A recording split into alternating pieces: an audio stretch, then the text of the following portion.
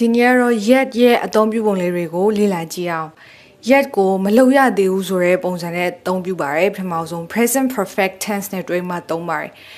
ငါမနေ့စာမစားရသေးဘူးဆိုရင် I haven't eaten my breakfast yet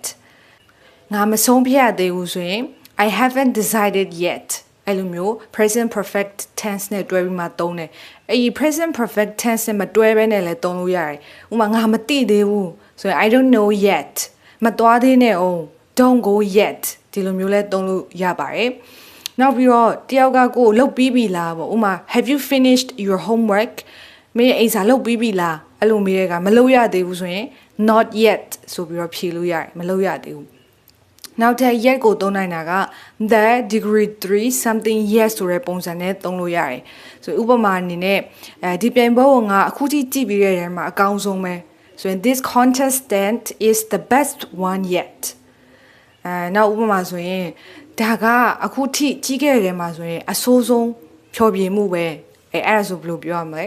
this is the worst performance yet ဒီလိုမျိုးအသုံးပြုလို့ရပါတယ်နောက်တစ်ခုက yet again ဆိုတာက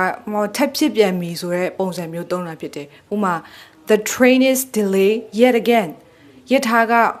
ထပ်ပြီးတော့နောက်ကျပြန်ပြီဆိုအခုမှနောက်ကျမို့အရင်ကလည်းခဏနောက်ကျဖူးတယ်အခုလည်းနောက်ကျပြန်ပြီပေါ့အဲ့လိုအဓိပ္ပာယ်နဲ့သုံးလို့ရတယ်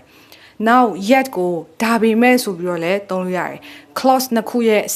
ဆန့်ကျင်ဘက်ကိုဖော်ပြတဲ့အခါမှာသုံးတာဖြစ်တယ်ဥပမာ I study all night yet